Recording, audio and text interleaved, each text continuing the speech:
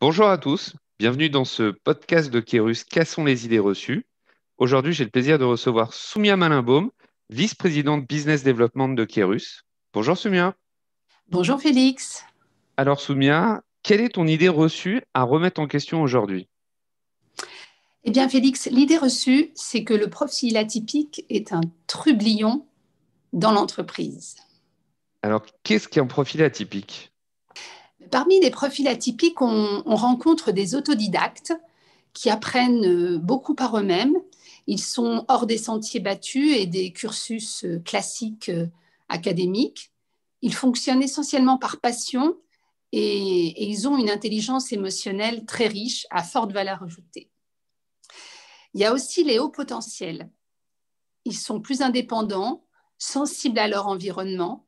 Ils observent ce qui les entoure pour tirer souvent le meilleur résultat possible. Et ils ont un développement cognitif, c'est-à-dire une intelligence émotionnelle bien plus poussée que les autres. Et puis nous trouvons aussi les multidiplômés ou les multipotentiels. Ils sont souvent identifiables au nombre incroyable de domaines qu'ils ont explorés. Ils peuvent passer du marketing digital à l'élevage de chèvres, par exemple. Ils se passionnent pour tous les domaines et ils ont une capacité d'investissement et une énergie folle. Et alors, comment définirais-tu ce concept de singularité? Mais en fait, la singularité, c'est cette notion d'être atypique, c'est de dire en fait que tout est talent. Un talent n'est pas défini par un critère de formation, de cursus, d'âge. Un talent, c'est tout simplement une différence. C'est la façon dont tu vas faire les choses différemment des autres, tout en amenant de la valeur. C'est la diversité des connaissances, ta créativité, ton ouverture d'esprit, ton adaptabilité, ton agilité, ta curiosité. C'est ce qu'on appelle en fait les soft skills.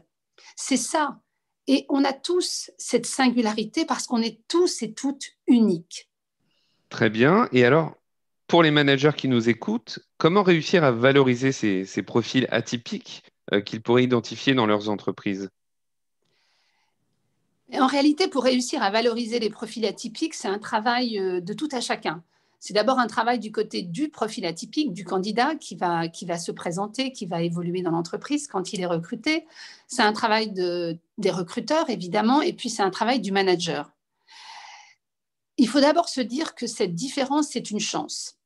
Et si je ne suis pas différent, je ne suis pas unique. Et à partir de ce moment-là, on valorise la différence. Mais aujourd'hui, les recruteurs ont du mal à prendre le risque de valoriser cette différence. Ils préfèrent reproduire à l'identique les profils, le clonage, comme on appelle, parce qu'en fait, les gens de la même formation, de la même origine, du même cursus, parfois de la même promo, finalement, le risque est faible de se retrouver avec un trublion. Et donc, il faut donc accepter la différence et valoriser cette différence à travers les compétences qu'elles peuvent apporter.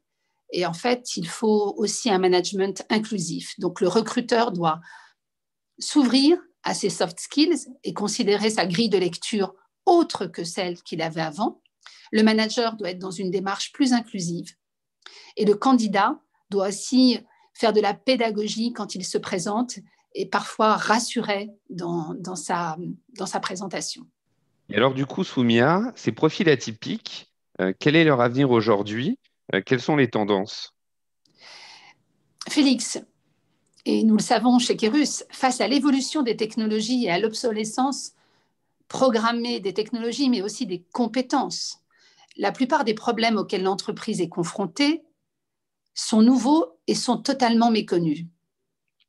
Quand on sait que la majorité des métiers en 2030, c'est-à-dire dans moins de 10 ans, n'existent pas aujourd'hui, l'entreprise aura tout intérêt à recruter ces profils atypiques, car ils sont déjà entraînés à s'adapter à des situations nouvelles.